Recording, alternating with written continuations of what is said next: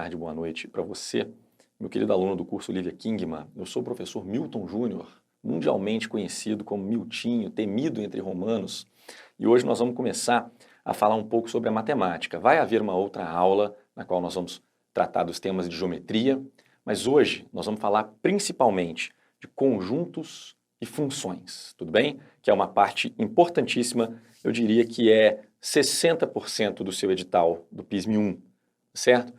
Vem comigo para a gente descobrir um pouco desse mundo, que é um mundo assim que por vezes o aluno cria um misticismo, a função é muito difícil, né? Normalmente a gente costumava ver isso no ensino médio, há alguns anos atrás, agora o conteúdo de funções vem invadindo o ensino fundamental, o aluno de 9º ano já tem esse contato com a função, mas fique tranquilo, nós vamos desmistificar e você vai ver que a função é uma grande ferramenta que a gente dispõe na matemática. Ok. Vamos começar a falar sobre os conjuntos. A definição do que é um conjunto, a classificação dos conjuntos, elas não são assim exatamente o que é cobrado no seu PISM, mas sem essas noções você não chega aonde precisa chegar. Então eu vou passar por esse momento de definições, de classificações, de uma maneira bem dinâmica, bem rápida, e a gente vai estacionar onde é mais necessário. Lembrando que se você tiver pouco tempo para estudar, não estude conjuntos, estude os conjuntos numéricos, tá bom? Que é aquilo que está mais evidente no seu edital. Vamos lá. A definição de conjuntos, conjunto é toda a coleção ou reunião de elementos. Todas as vezes que eu elejo alguns elementos segundo um critério e agrupo eles, né, mentalmente falando, eu estou diante de um conjunto, eu tenho um conjunto, tudo bem? E aí tem várias formas de representar, de escrever, de notar esse conjunto. Uma forma é a forma tabular, né, que é quando a gente usa aquelas chaves e eu enumero os elementos do conjunto, certo? Eu ainda posso, além de fazer um conjunto, né, por enumeração, como aqui no nosso exemplo, 2, 3, 5 e 7, né? Eu ainda posso enunciar uma propriedade. Você consegue entender? Note, eu faço um conjunto onde tem aqui 2, 3, 5 e 7. E aí, numa outra questão, eu posso pedir para você o seguinte, faça para mim o conjunto dos números naturais que são primos e menores do que 10.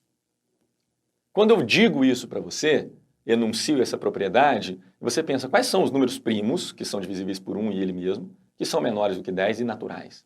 Poxa, o 2, o 3, o 5 e o 7. Então são duas formas de dizer esse conjunto, uma enumerando os elementos e a outra enunciando uma propriedade. Tudo bem? Perfeito. A segunda forma de representar um conjunto é a forma mais útil, é a forma que nós utilizamos no raciocínio lógico, por exemplo, é a forma que a gente usa para resolver aqueles famosos probleminhas. Ah, fulano leu o jornal A, o outro leu o jornal B e tudo mais. Bom, é o diagrama de Euler-Venn, que tem esse nome, homenageando dois grandes matemáticos da história. O diagrama de Euler-Venn, ele consiste em um círculo, né, em uma forma geométrica, e você coloca os elementos lá dentro. E ele é interessante para você relacionar com outros, para você olhar assim com clareza uma interseção, uma união, uma diferença de conjuntos, tá bom? Olha aí o mesmo conjunto 2, 3, 5 e 7 representado no diagrama de Euler-Venn, ok? Perfeito. E ainda tem a terceira forma, e essa terceira forma, você aluno que está assistindo essa aula, que jogou o Mortal Kombat de Super Nintendo, provavelmente não, sua geração não viu isso, mas existia aquele personagem que você tinha que zerar para depois ele abrir. É mais ou menos o que vai acontecer com os intervalos reais. Daqui a pouco é que a gente vai voltar e abrir esse tópico para você. Intervalo real é uma forma que foi desenvolvida para representar conjuntos infinitos. E nós vamos entender daqui a pouco, tá certo? Confie em mim. Seguindo aqui, pessoal, alguns tipos importantes de conjuntos, uma classificação. Finito e infinito, a etimologia nos ajuda, né? Finito é aquela que tem uma quantidade definida de elementos, ainda que eu não saiba quantos. Tudo bem? O número de bactérias no seu intestino é um número finito. Tudo bem? Aí, se você fizer um conjunto com isso, vai ter um conjunto finito. Se você fizer um conjunto com o conjunto dos números naturais, por exemplo, ele vai ser infinito. Existe uma divergência, uma diferença de falar infinito e incontável. Existem infinitos contáveis, incontáveis, mas isso aí num outro momento a gente troca essa ideia. Conjunto vazio é aquele conjunto que não possui nenhum elemento. Ele é um conjunto. Existe um conjunto que não possui nenhum elemento. É muito comum as pessoas falarem, pô, o conjunto que não tem nenhum elemento não é conjunto. É sim. Não cometa esse equívoco. Conjunto unitário é aquele que contém apenas um elemento, certo? A gente tem ainda a noção de conjunto universo. Essa noção é muito importante para uma das operações que nós vamos fazer, que é o complementar de um conjunto. Conjunto universo é aquele conjunto que contém a totalidade dos elementos considerados. Preste bem atenção nisso. Quando eu faço um estudo e utilizo a matemática como uma ferramenta para chegar a uma conclusão, esse estudo normalmente se debruça sobre algo. Por exemplo, eu quero estudar a população brasileira. Então, o conjunto universo é o conjunto que contém todas as pessoas que fazem parte da população brasileira. Se eu quiser fazer um estudo no município de Santos Dumont, que é onde nós fazemos essa gravação, você aí de casa pode não saber, o nosso colega aqui da edição pode não saber também, mas hoje Juiz de Fora já faz parte da grande Santos Dumont. Né? Já está chegando, está tendo um processo de conurbação com Barbacena e posteriormente BH e Rio também já vão fazer parte dessa megalópole sandumonense. E aí o que acontece? Você faz um estudo do município de Santos Dumont, o conjunto universo vai ser o total de pessoas que moram em Santos Dumont. O conjunto universo é aquele que contém a totalidade dos elementos considerados naquele estudo, naquela situação. Tudo bem? Preste bastante atenção porque o contexto do exercício é que vai dizer qual é o conjunto universo para você. Tá? Conjunto das partes. Isso é muito interessante. Conjunto das partes é um conjunto que os elementos dele não são meros elementos. Os elementos desse conjunto são outros conjuntos. Isso é muito legal. Existem conjuntos que dentro dele existem outros conjuntos. Tudo bem? O conjunto das partes, ele contém todos os subconjuntos de um conjunto dado. Nós vamos ver isso muito bem em instantes, tá bom? Complementar de um conjunto. Complementar de um conjunto é aquilo que falta para que aquele conjunto se torne um universo. Então, se eu digo, eu quero fazer um estudo aqui em Santos Dumont, em toda a população, e aí eu pego uma parte dessas pessoas, um subconjunto daí, que são as mulheres sandumonenses, o complementar desse conjunto é o conjunto dos homens, porque aí, com esses dois, eu consigo a população sandumonense. Tudo bem, pessoal? Essa é a ideia de complementar, é o que falta, é uma ideia de diferença. Maravilha. Seguindo. Olha ali, eu ainda disse a você aqui, me lembro de quando elaborei esse slide, da importância. Olha só, note a importância dessas definições.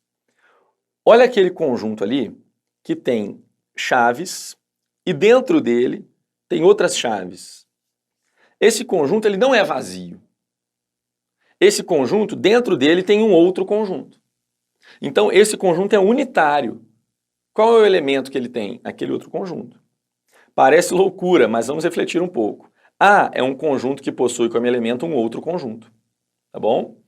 E esse outro conjunto que é elemento do A, que está lá dentro, ele é vazio. Mas aí é problema dele. Tudo bem? É muito interessante a gente entender esse tipo de relação. O conjunto A não é vazio. O elemento que ele possui é um conjunto, e esse conjunto é vazio. Né? Vamos ter atenção nessas situações. Naturalmente que as questões vão passar isso para a gente, essa segurança acerca dessas definições. Vamos falar agora sobre subconjuntos e as relações de pertinência e continência. Olha só, a definição. Dizemos que B é um subconjunto de A quando todos os elementos de B são elementos de A. Essas definições matemáticas que os grandes livros trazem, um forte abraço para você, Gelson Iese, o Dante, Luiz Roberto Dante, aqueles grandes e consagrados autores, elas são muito importantes. A matemática tem uma linguagem própria e você precisa conhecê-la. Contudo, eu acho importante que você saiba traduzir isso, que você realmente entenda o que foi dito, e não apenas decore aquelas palavras em sequência de maneira que elas não façam assim, um sentido completo para você. Preste bem atenção. Eu tenho dois conjuntos. Quando existe um conjunto grande, que possui vários elementos, e um conjunto pequeno, E esse conjunto pequeno, todos os elementos dele estão naquele grande. Então esse pequeno é um subconjunto do grande. Sacou a ideia? E aí, quando eu digo isso, eu chego a duas conclusões importantes. A primeira conclusão é que todo conjunto é subconjunto de si mesmo. Porque se eu tenho um conjunto lá com os elementos 1, 2 e 3, beleza? Um outro conjunto com elementos 1, 2 e 3, poxa, não tem nenhum elemento fora. Todos os elementos estão contidos naquele primeiro. Então esse segundo é um subconjunto daquele primeiro, 1, 2, 3. Tudo bem? E outra coisa interessantíssima é que o vazio é subconjunto de todo mundo. Por exclusão, note, um conjunto não é subconjunto de outro quando ele tem um elemento que não está lá naquele outro. 1, 2, 3, eu tenho aqui um outro elemento, um outro conjunto que é 1 e 4. Ele não é subconjunto daquele primeiro, 1, 2, 3. Tudo bem? Porque tem um 4 que não está lá. O vazio, ele vai ter algum elemento que não está no conjunto principal, naquele conjunto? Não. Então ele vai ser subconjunto de todo mundo, porque ele nem tem elementos do conjunto vazio. Tudo bem? Beleza. Conjunto das partes, isso é muito interessante. Conjuntos podem ter outros conjuntos como seus elementos. Assim, dizemos que o conjunto das partes de um conjunto dado é aquele cujos elementos são todos os seus possíveis subconjuntos, não esquecer do vazio e dele próprio. Eu dei um exemplo aqui para que você entenda perfeitamente o que isso quer dizer. Olha lá, o conjunto A, ele tem os elementos 1, 2 e 3. Quais são os possíveis subconjuntos de A? Isso é muito legal. Note, 1, 2, 3. Tá vendo? Um conjunto que só tem 1, um conjunto que só tem o 2, um conjunto que só tem o 3, são subconjuntos dele. O conjunto que tem o 1 e 2, 1 e 3, 2 e 3 também são subconjuntos dele. E aí eu não posso esquecer do vazio e dele mesmo. Ok? Note que todo conjunto possui 2 elevado a n subconjuntos. Muito importante isso. Agora vamos falar sobre as relações entre elemento, conjunto e conjunto com conjunto. Para relacionar elementos com conjuntos, a gente utiliza os símbolos de pertence e não pertence. É aquele ezinho, tudo bem? Vamos ver se a tinta tá legal, tá online. O pertence é esse símbolo aqui, ó. E o não pertence é esse outro.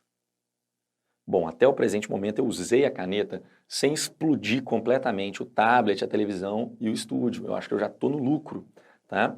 Beleza. Então, vamos olhar para esse exemplo e vamos, resolver esse cara aqui. Olha só. O conjunto A, ele tem 3 elementos. O 1, esse conjunto aqui, que tem o 1 nesse conjunto, e o 2. Note que esse elemento aqui é diferente desse outro. Olha que coisa interessante. Então vamos raciocinar. Vamos raciocinar. O 1 em relação ao A. Será que ele pertence? O A tem um elemento lá dentro que tem essa cara aqui? Tem. Então pertence, ok.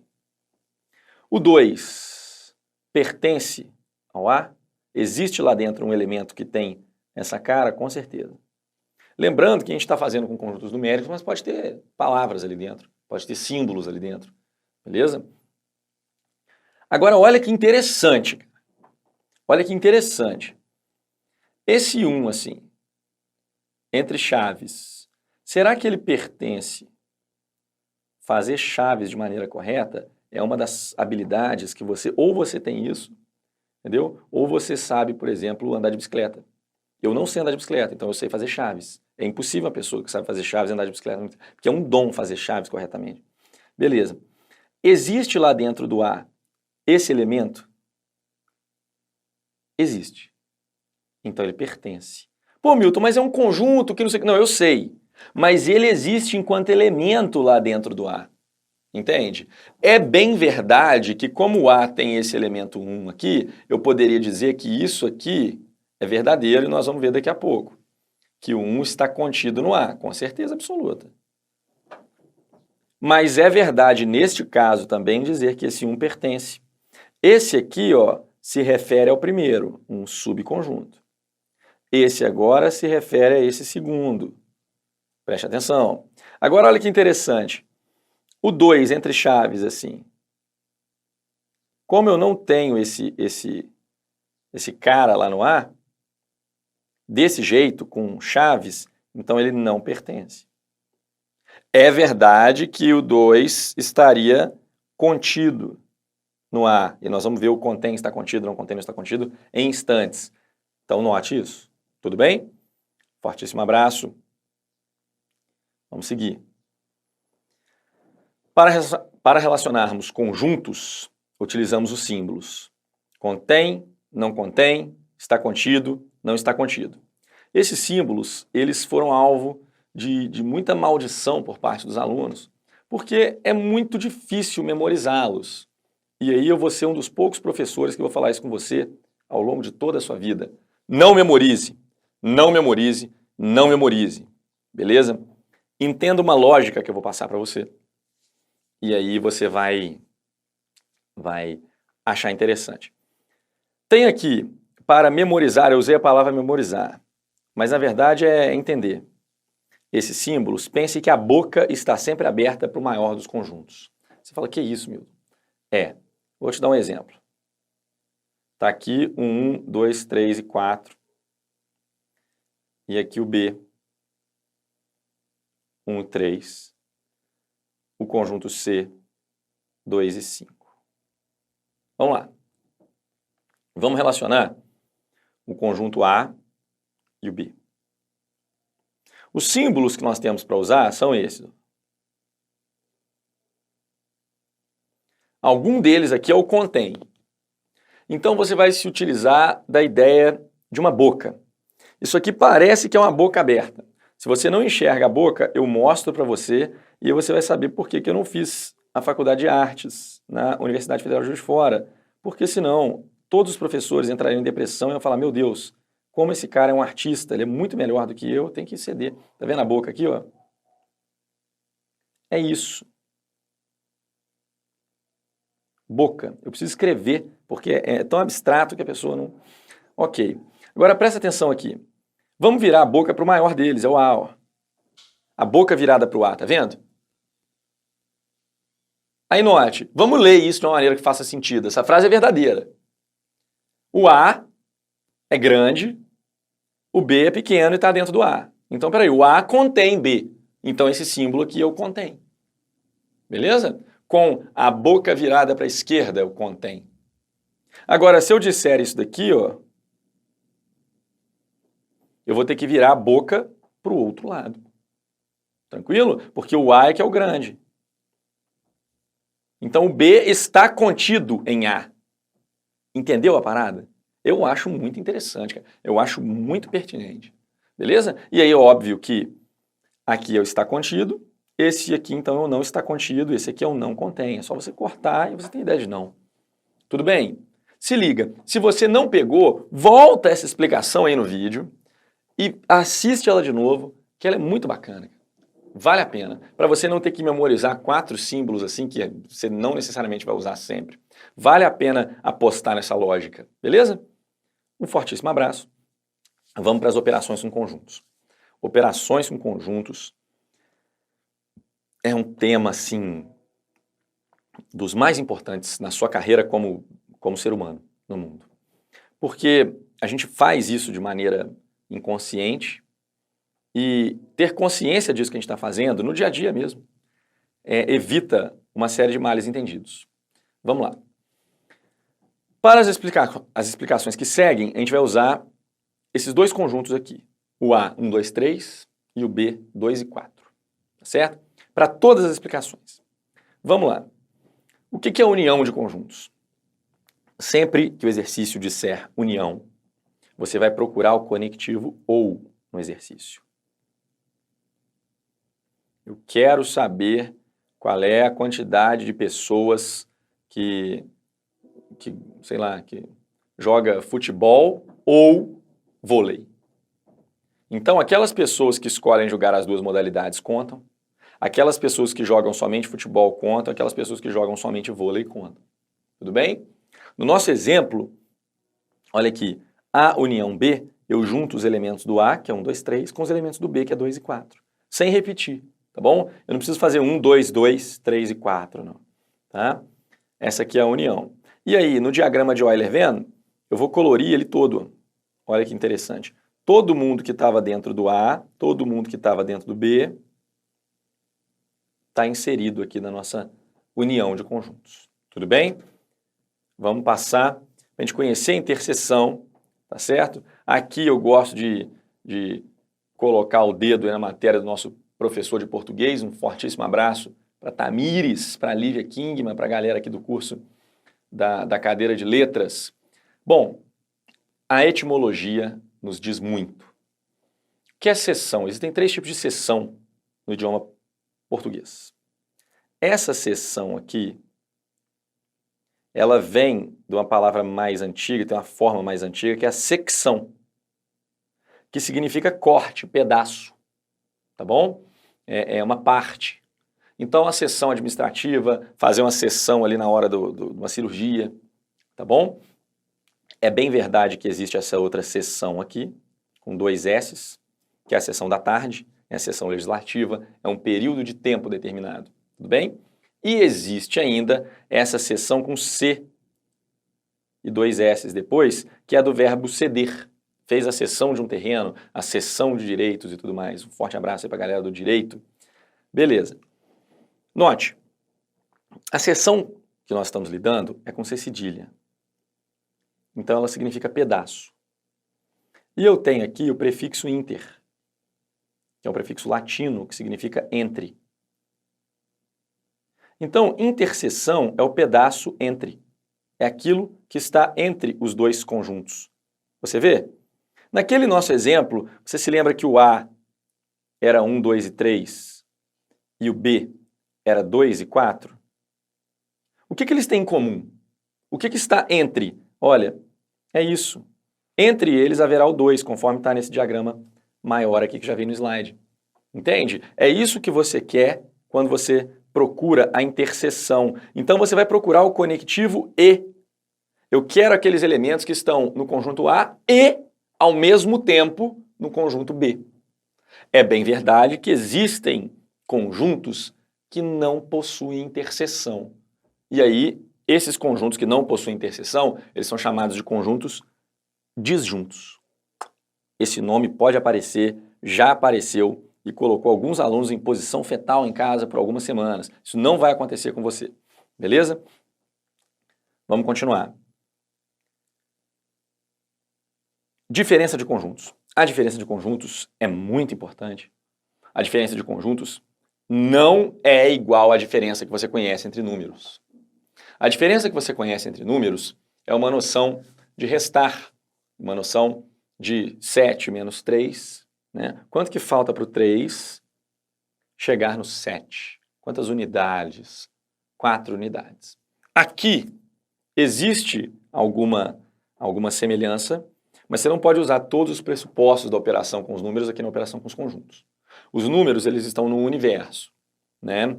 Os conjuntos, eles estão num outro universo. Tem um outro Superman, tem um outro Batman nesse outro universo. Então são outras leis. Não é exatamente idêntico aos números, tudo bem? São universos paralelos dentro da matemática. Então note, o símbolo realmente é o menos bonitinho e o conectivo é o somente em. Ok? Perfeito. Então presta bastante atenção. Quando eu tenho lá os conjuntos A, 1, 2 e 3, e B, 2 e 4, se eu quiser fazer A menos B, eu vou te falar o resultado e vou te explicar a lógica. A menos B é 1 e 3, conforme está no slide. Beleza? Aqui saiu 1 e 2 aqui, ó. Erro de digitação aí, ó. Vou demitir o estagiário. Mas não tem estagiário. E aí como é que faz, então? É 1 e 3. Por quê? Prestem atenção. Eu vou tirar do A todos os elementos que tem em comum entre o A e o B. Eu vou ficar, olha só o conectivo, somente em, com os elementos que estão somente em A. Note, o A tem 1, 2 e 3. O B tem 2 e 4. O 2 é um elemento que eles têm em comum, olha. Então eu vou retirar esse elemento. O A agora não vai ter mais o 2. O A fica agora só com 1 e 3. Entende? Essa é a diferença. Você pode me perguntar como é que o 4 entra nessa história? E o 4, Milton? Você não subtrai o 4, 1 menos 4? Não, você não faz nada. O A é um elemento indiferente nessa operação. Tudo bem? Porque ele não tem nada em comum. Então, se você prestar bem atenção, dizer A menos B é o mesmo que dizer A menos A interseção B. Porque eu só tiro de dentro do A o que existe em comum. Tudo bem? E outra coisa muito interessante é que isso não é comutativo. A menos B não é igual a B menos A. Se eu fizesse B menos A, olha que coisa interessante. Eu ia ficar somente com 4. Porque o B é o 2 e o 4. O A é 1, 2 e 3. Eu tiro o 2 lá de dentro e fico só com 4. E o 1 e o 3 são indiferentes nessa operação. Eu não retiro eles de dentro do B, porque o B não tem 1 e 3. Eu só tiro quem tem. Então, se você prestar atenção, imagine outros dois conjuntos aqui agora. Vamos imaginar. Eu vou pegar aqui um conjunto A, que tem o 3 e o 5. E um outro conjunto B, que tem o 2 e o 4. Se eu fizer A menos B, vai dar o próprio A. Vai dar 3, porque não tem ninguém para eu tirar, eles não têm nada em comum. Mesma coisa, se eu fizer o B menos A, vai ser a mesma coisa. Vai ser 2 e 4. Vai ser o próprio B, porque não tem ninguém para eles tirarem em comum. Para que a diferença faça sentido, deve haver uma interseção. Tá bom? Uma conclusão importantíssima é que se A menos B é igual a A, então A e B são disjuntos. Retome as definições dessa aula e veja se essa conclusão procede. Perfeito. Da diferença de conjuntos, depreende-se uma operação chamada complementar de um conjunto. Mas antes de defini-la, precisamos retomar o conceito de conjunto universo que eu falei agora há pouco. Olha só. Aqui tem um exemplo muito interessante. Quando submetemos uma situação a estudo, caso a teoria de conjunto seja aplicável ao caso, é preciso definir qual é o conjunto universo, que é o que eu disse a vocês, aquela questão de Santos Dumont ser uma grande metrópole. Beleza. Estudando a população brasileira hoje, dizemos que o universo é um conjunto composto por 212,6 milhões de elementos, que são as pessoas que compõem essa população. Para compreendermos o complementar, tomemos, por exemplo, o conjunto da população de Minas Gerais, que possui 20,87 milhões de habitantes. Complementar desse conjunto é aquele que possui, olha lá, o total menos esses 20 milhões aqui de Minas, com 191,73 milhões de brasileiros que não fazem parte do conjunto dos mineiros. É como se eu dissesse assim, olha aqui, acompanha. Aqui é o Brasil, ok? E aqui é Minas Gerais, um subconjunto do Brasil. O complementar de Minas Gerais é isso aqui, ó. São os outros elementos que estão no Brasil e que faltam para que Minas Gerais se torne aquele conjunto do Brasil. É como se tudo fosse 212,6, Minas Gerais aqui fosse 20,87 e essa parte muito bem colorida de vermelho, ela seja o 191,73. Tá certo? Meus amados e queridos, definido o que é o conjunto universo, definido o que é o complementar, a gente vai seguir e vai seguir no próximo bloco. Um forte abraço. Galera, vamos voltar com a nossa caracterização do complementar de um conjunto, tá certo? E aí a gente pode pensar que o complementar de um conjunto é uma diferença do universo menos aquele conjunto. Note, mais uma vez, eu tenho um conjunto universão aqui grandão e um subconjuntinho aqui dele. Bonitinho. Maravilha. O complementar é essa região toda aqui, ó, que está só com pontinhos. Ou seja, o complementar é esse conjunto universo menos aquele conjunto A. Tudo bem? Daí que a gente escreve, né, complementar de um conjunto assim, e a gente fala disso logo depois que a gente fala da diferença, porque ele é uma decorrência imediata da diferença. No exemplo, seja A o conjunto 1, 2, 3, 4 e B 1, 2, 3, 4, 5, O complementar de A em relação a B é o 5. É o que falta para o A se tornar o universo B. Ok? Note que para que a operação faça sentido, é necessário que um conjunto seja subconjunto do outro. Importantíssimo. Vamos falar de conjuntos. Bom, uma agência de viagens oferece aos seus primeiros clientes na primeira semana do ano 3 pacotes promocionais. O pacote básico, o pacote padrão e o pacote luxo. No regulamento da promoção, existe uma cláusula que não permite que o cliente opte por apenas 2 pacotes simultaneamente. Que o cliente que opte por apenas 2 pacotes simultaneamente adquira os pacotes padrão e luxo. Então, pessoal, a UFJF, nesse PISM 2015-2017, ela fez uma coisa que eu confesso para vocês que foi inédita para mim até hoje. Eu conheço a bibliografia do Gelson Iese, eu já te resolvi, Iese, um forte abraço. Conheço o Manuel Paiva também, muito, já resolvi você, Manuel Paiva, e nunca vi um exercício desse tipo. A UFJF está de parabéns. Por quê? Eu tenho 3 pacotes. Normalmente, nesse tipo de exercício, você já deve ter visto nos seus estudos, aluno, a gente faz isso. Veja se não. Não é? E nesse caso você não faz por causa dessa fala. Eu até embolei na hora de falar, porque a fala realmente é embolante.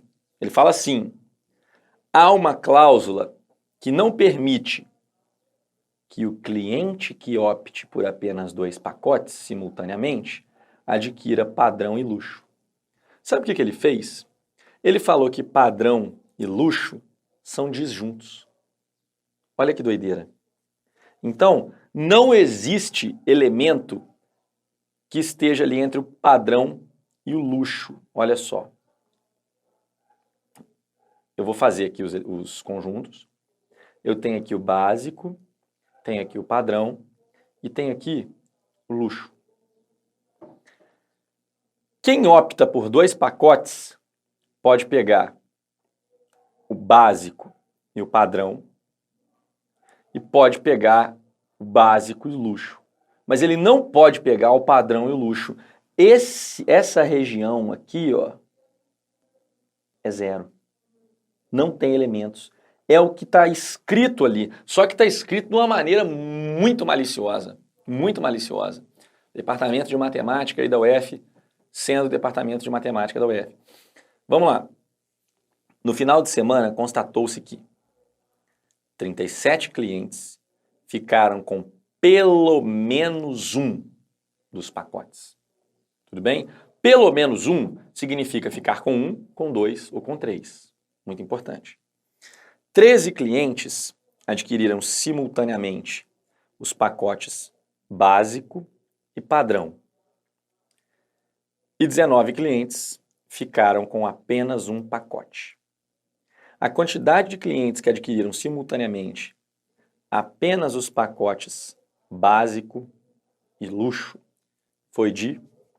Então, uma forma importante e interessante de você resolver esse exercício é colocar letras aqui nas regiões, ó, A, B, C, D, E, F, sabendo que nessa região aqui nós temos o 0. E aí eu vou transformar essas informações em várias pequenas equações com essas letras e tentar concluir coisas. Tudo bem? Vamos nessa. 37 ficaram com pelo menos um dos pacotes promocionais. Tudo bem? Vamos lá. Pelo menos um. A mais B mais C mais D mais E mais F tem que dar 37. Tudo bem? Quem ficou só com A, só com B, só com C, né, com básico, padrão, luxo, quem ficou com básico e padrão, quem ficou com básico e luxo, quem ficou com os 3, todo mundo somado tem que dar 37. Maravilha. 13 clientes adquiriram simultaneamente os pacotes básico e padrão. Cuidado, cuidado. Porque se eu adquirir os pacotes básico e padrão, não significa que eu só adquiri esses pacotes. Você entende o que eu quero dizer? Então, a região que eu estou dizendo é D, mas também é F. Porque aqueles que adquiriram os 3 pacotes, eles também adquiriram o básico e padrão. Você não pode deixar de considerar o D e o F, dando 13. E agora, 19 clientes ficaram com apenas um pacote. A, B e C, apenas um. Entende? O A ficou apenas com básico, o B ficou apenas com padrão e o C ficou apenas com luxo. Tudo bem? Ok. Isso aqui tem que dar 19. Olha que interessante, cara. Olha que coisa bacana. Se eu somar essas duas equações, A mais B mais C com D mais F, eu vou chegar no número 32. Tudo bem? Então, note, eu vou tentar aqui apagar esse negócio. Opa, não cliquei na borracha aqui. Vamos nos familiarizar com a tecnologia. Olha aqui, pessoal. Eu vou somar o A mais B mais C com o D mais F. Tá bom? E vai ter que dar 32. Olha aqui. A mais B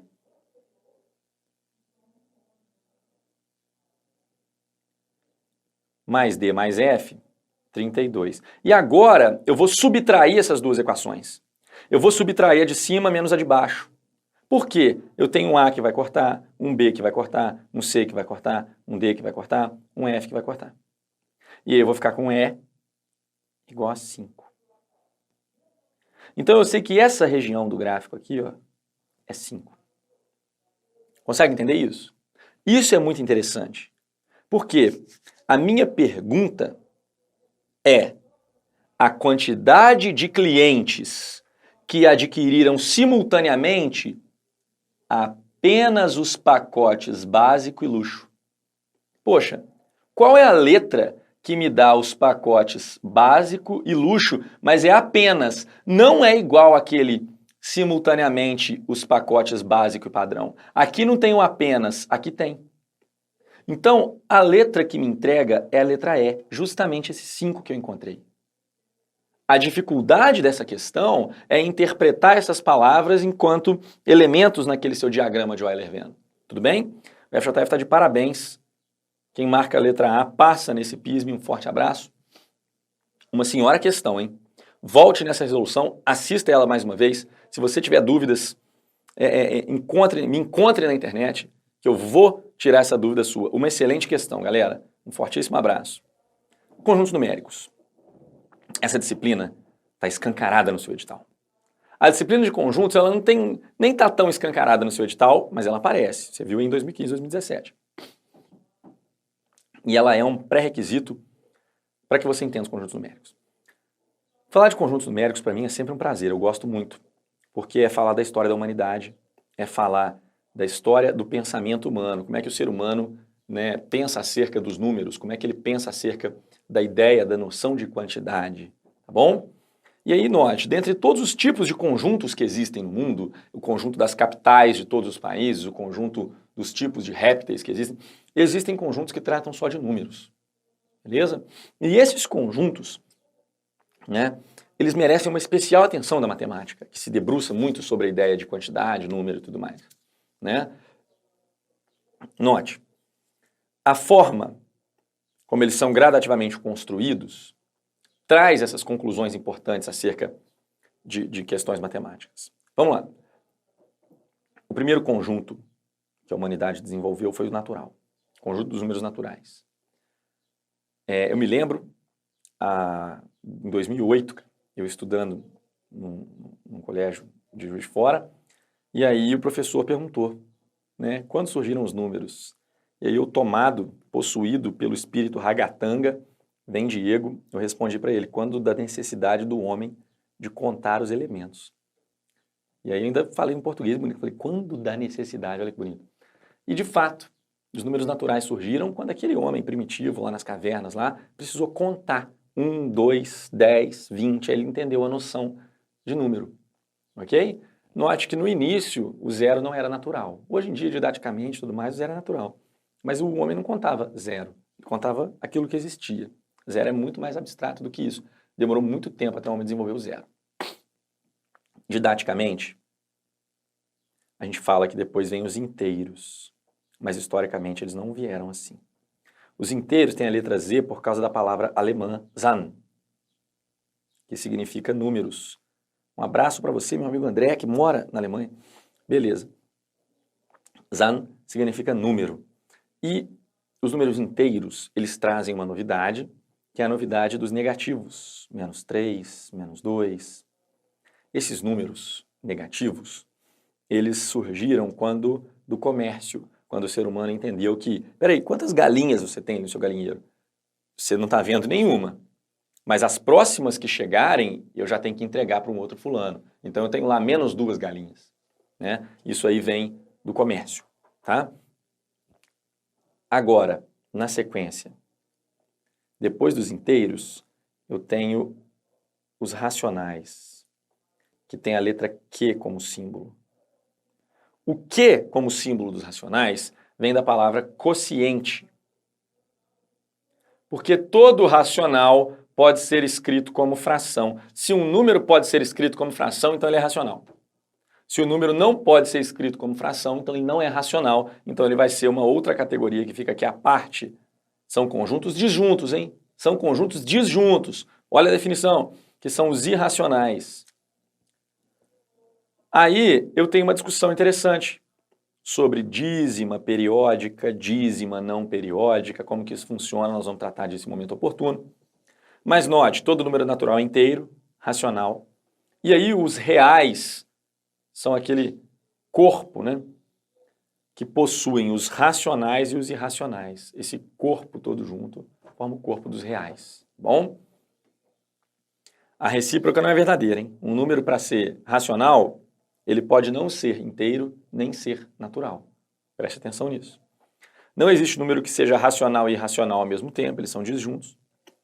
Não existe número real que não seja racional e irracional. Toma cuidado.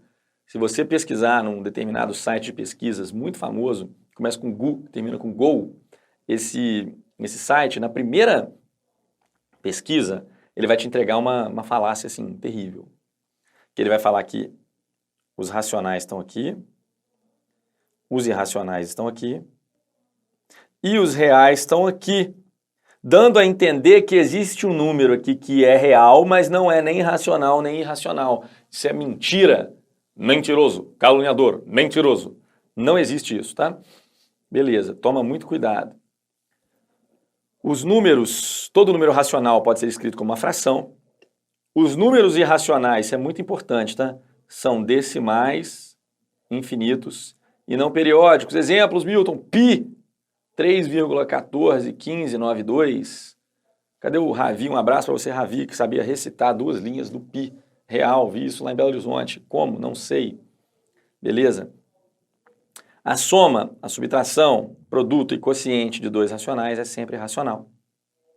Agora, a soma, subtração, produto e quociente de 2 irracionais pode ser racional e irracional. Vou fazer umas demonstrações aqui para vocês. Olha só. Eu vou pegar um número irracional, raiz de 2. E eu vou somar com outro número irracional, um outro diferente, que é o menos raiz de 2. Quando eu faço essa soma, o resultado é 0. E 0 é o número racional. Te peguei. Então, entre racionais, a coisa fica sempre ali. Entre irracionais, a coisa pode permanecer nos irracionais, mas também pode sair e ir para a seara dos racionais. Se liga nisso, galera. Vamos falar sobre aquela questão, tá bom? De que todo número racional pode ser escrito como uma fração. Olha só. Dízima periódica é um número racional infinito, cuja parte decimal é previsível, ou seja, existe uma parte que se repete, que é o chamado período. Período dentro das exatas, dentro das ciências exatas, tem a ver com repetição, né? Dentro da física, o período é o tempo necessário para que um fenômeno volte a ocorrer. tá bom? Você tem período em ondas, você tem período em movimento circular, você tem o período de um pêndulo. Aqui na matemática não é diferente. As funções, existem funções que são periódicas, que ficam repetindo o seu desenho ao longo do tempo, né? Perfeito. Como toda dízima periódica é racional, sempre é possível encontrar uma fração que a representa, tá bom? As dízimas periódicas são racionais, hein? 0,5555 é racional, hein? Não se iluda. Aí tá aqui. A gente classifica as dízimas periódicas em simples e compostas. A simples é aquela que o período já vem logo depois da vírgula. E a composta é aquela dízima periódica assim, ó, que tem um númerozinho ou alguns números antes do período. Aqui está o período. E aqui está o que nós chamamos de anteperíodo. São números que vêm antes do período. Pode ser 1, 2. E o período também não precisa ser um número só repetindo, não. Isso aqui é período, ó. 0,123, 123, 123. Tá? Maravilha. E note, para encontrarmos a fração geratriz de uma dízima periódica, utilizamos algumas manipulações algébricas, com conhecimentos de fração adquiridos ao longo do ensino fundamental. Vamos no passo a passo e memorize.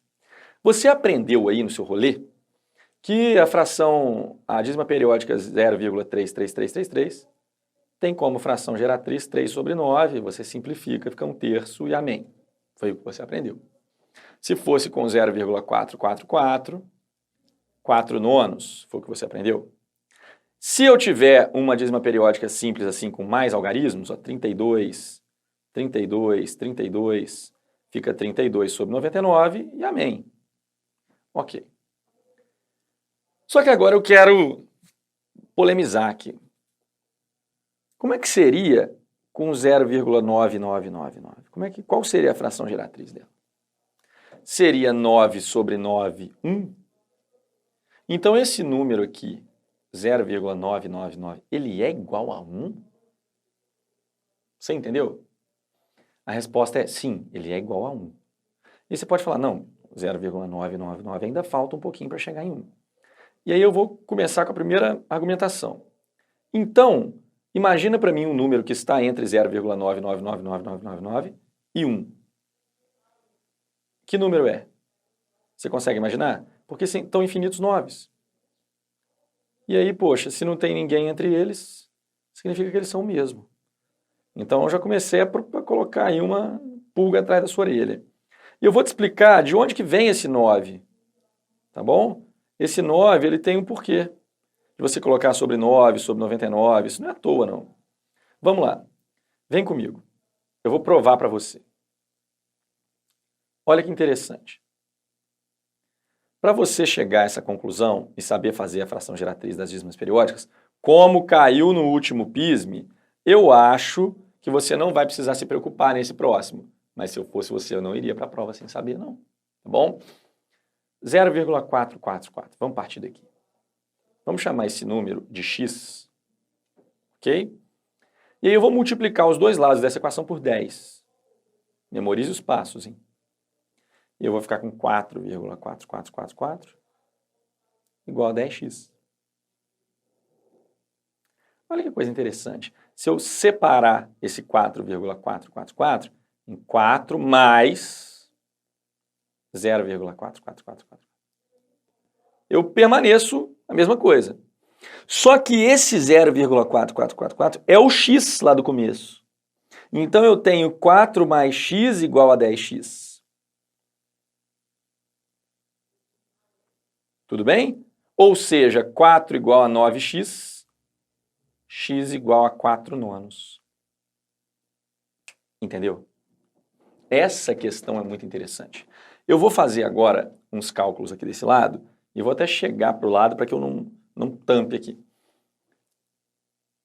E aí, você entendeu de onde vem o 4 nonos e o sobre 99 é a mesma lógica. Sobre 999. Agora, e se eu tiver essa fração aqui? 0,3444. Ela tem um anteperíodo. Não basta colocar o 4 sobre 9 aqui. Memorize os passos, hein? Eu igualo isso a x. Maravilha. Eu multiplico os dois lados por 10. Por que 10? Porque eu só tenho um algarismo no anteperíodo. Se eu tivesse 2 algarismos, eu ia multiplicar por 100, 3 por 1000. Eu tenho que chegar à vírgula de forma que eu fique depois da vírgula só com o período. Tudo bem? Então ficou 0,3444 virou 3,444 igual a 10x. Tudo bem? Eu, ao invés de igualar a x também, eu poderia só fazer como se fosse uma fração. Olha que interessante, é um outro caminho também que é muito útil. Olha aqui. Eu chegar a vírgula para o lado e fazer o seguinte, veja se não. Eu multiplico o numerador e o denominador por 10. Olha aqui.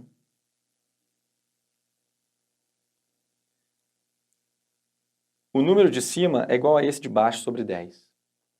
Eu multipliquei aqui por 10, e ele estava sobre 1, agora ele fica sobre 10. Agora eu separo 3 mais 0,4444 sobre 10. Tudo bem?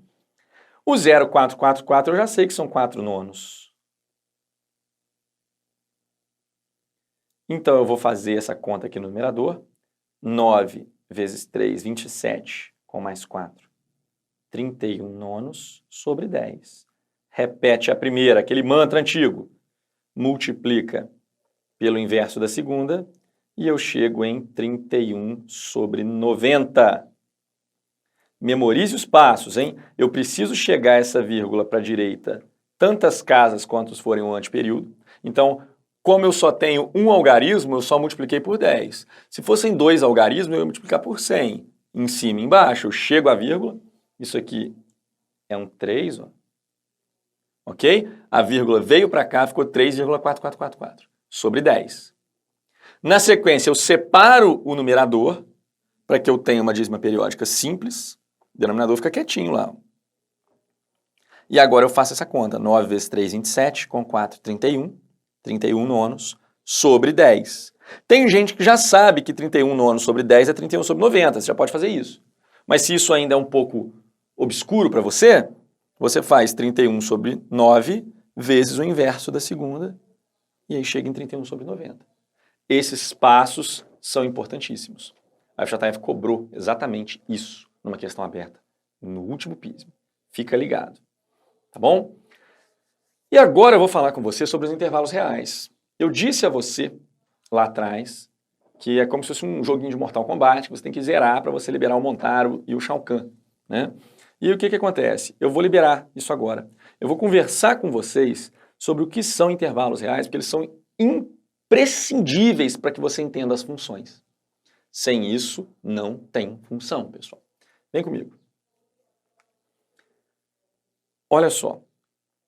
Maior ou igual, menor ou igual, equivalem a colchetes voltados para os números em questão, enquanto maior e menor equivalem a colchetes voltados para fora ou parênteses voltados para dentro. Falando assim é terrível. Presta atenção. Existe um filósofo chamado Zenão de Eleia que desenvolveu o infinito para dentro. Você fala, Milton, você está viajando muito, eu não estou entendendo nada. O que é o infinito para dentro? O infinito para fora é você pensar assim, 1, 2, 3 e qual é o último? Infinito. Agora o infinito para dentro é você pensar assim, aqui tem um segmento de reta que vai de 0 até 1. A metade é o 0,5. Aqui é o 0,25, 0,125 e assim vai. Hipoteticamente, até quando eu posso dividir? Tudo bem? Eu posso dividir isso aqui infinitamente. Eu posso chegar, né, a pedaços menores e menores e menores e menores e menores. Perfeito? O que o Zenão de Eleia disse foi o seguinte: Hércules aposta corrida com uma tartaruga. Ele dá 10 metros de vantagem para ela. A tartaruga anda 1 metro, ele anda 5. Mas aí, daqui a pouco a tartaruga vai andar meio metro, ele anda só 2,5. Então aqui está o Hércules, aqui está a tartaruga. A tartaruga anda um pouquinho, o Hércules anda aqui. Tartaruga mais um pouquinho, ele mais um pouquinho. Mais um pouquinho, mais um pouquinho. Mais um pouquinho, mais um pouquinho.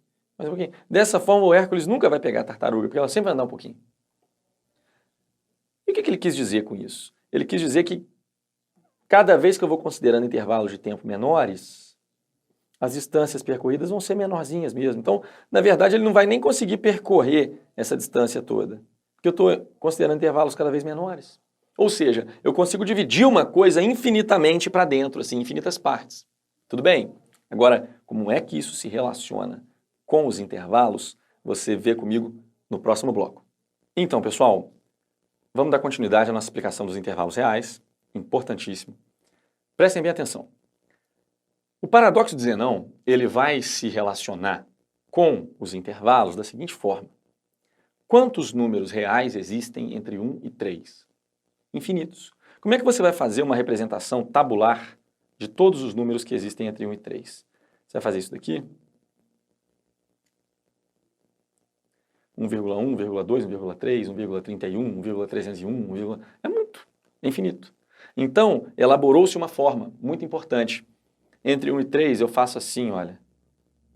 Eu uso o colchete voltado para o número, de maneira que o colchete virado para ele significa que o x está entre 1 e 3, inclusive. Então, 1 e 3 valem, eles estão dentro desse intervalo, eles estão contidos, né, pertencem a esse conjunto. Quando eu uso o colchete para fora, assim, 1 e 3, significa que o 1 e o 3 não estão mais contidos. Mas o primeiro número, logo depois do 1, que a gente não consegue dizer qual é, 1,00001, esse número, ele está no intervalo. Tudo bem? Usar o colchete para fora é a mesma coisa que usar parênteses. Por exemplo, fazer isso daqui é dizer que o 1 está excluído e o 3 está incluído. Tá bom? Parênteses é a mesma coisa que colchete para fora. Não existe parênteses para fora. Tá bom? Não existe isso. E o infinito é sempre aberto, assim, intervalo aberto. A gente fala ainda que quando eu vou representar na reta, o colchete para dentro, ele é a bolinha fechada. Por exemplo, entre 1 e 3, olha aqui. Aí eu vou colorir essa parte. Agora, entre 1 e 3 aberto, eu faço a bolinha aberta assim, o 3 aberto, faço isso. O 1 e o 3 estão excluídos. Tudo bem então, pessoal? Entre 1 e 3 é a mesma coisa que dizer x menor ou igual a 1, maior ou igual a 1, menor ou igual a 3. Quando for aberto assim, exclui. E assim, ó, exclui o 1, mas inclui o 3. Perfeito, galera? Ok, vamos continuar. E vamos definir o que são funções. É muito importante, tá bom? O que são funções?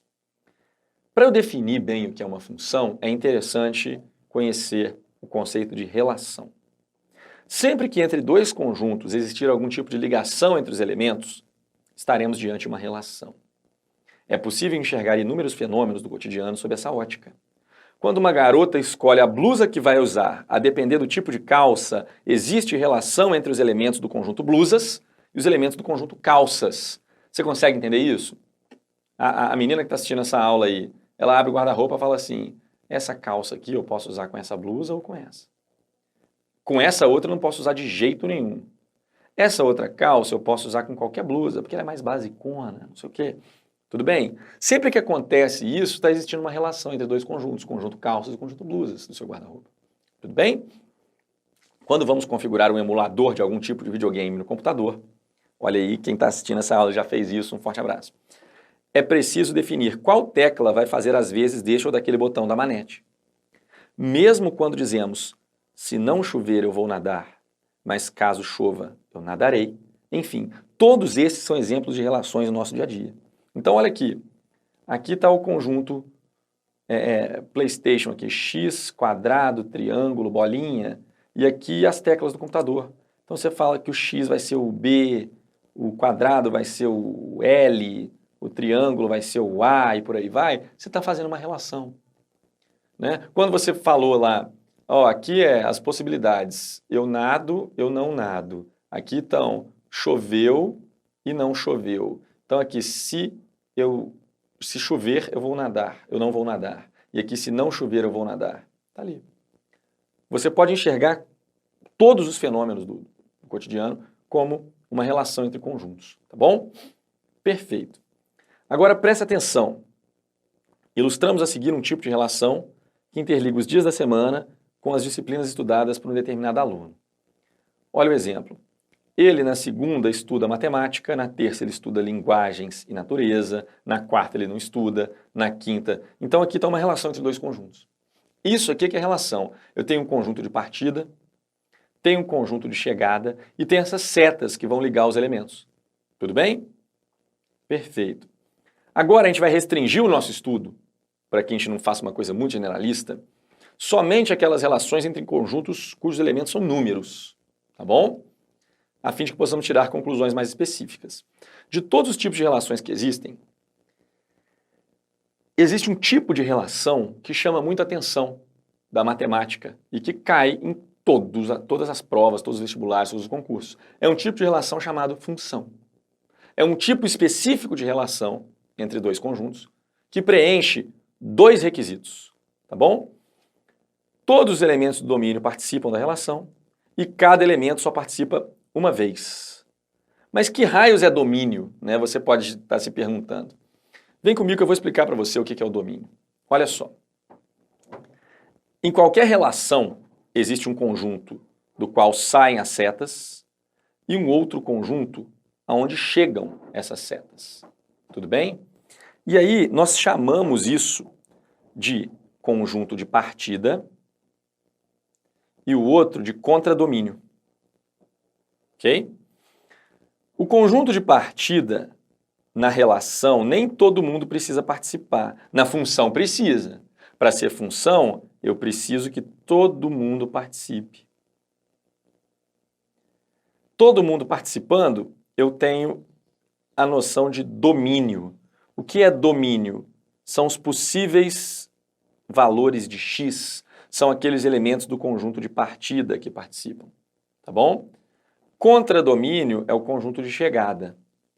E aí, na função, nem todo mundo precisa participar no conjunto de chegada. Precisa no conjunto de partida. Tá bom? Ok. Domínio, então, é o conjunto de onde partem as flechas. São os possíveis valores de x. Contradomínio é o conjunto de chegada, vão ser os possíveis valores de y. Só que é muito importante você entender. Aqui eu tenho domínio de uma função e aqui eu tenho contradomínio de uma função, com alguns elementos aqui que não participam. E no domínio todo mundo tem que participar, senão não é função. Bom? E olha que coisa interessante. Dentre os elementos do contradomínio, existe aqui um subconjunto. Existem elementos que estão participando, existem outros que não, mas existem os que estão participando. Os que estão participando, eles fazem o que nós chamamos de conjunto imagem. Ok? Esse é o conjunto imagem. O subconjunto do contradomínio formado pelos elementos que participam efetivamente daquela função. Ok? Então, domínio é o conjunto de partida, contradomínio, chegada. Imagem é um subconjunto do contradomínio que é composto pelos elementos que participam. Note que para ser função, isso aqui também não pode acontecer. Isso é uma observação importantíssima. Sair duas setas de um mesmo elemento. Um mesmo elemento não pode ter duas imagens distintas. Tudo bem? Ok. Vamos continuar? Vamos entender as funções agora através dos gráficos. Tá bom? Remonta à época de Euclides a ideia do ser humano de fazer uma correspondência entre os infinitos números e os infinitos pontos de uma reta.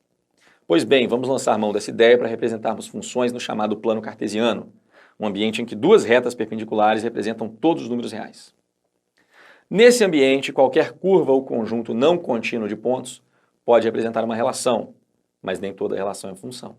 Então presta atenção. Aqui estão os números reais. Do menos infinito até o mais infinito. Aqui também. Então eu acabei de fazer aqui, ó, um desenho dos dois.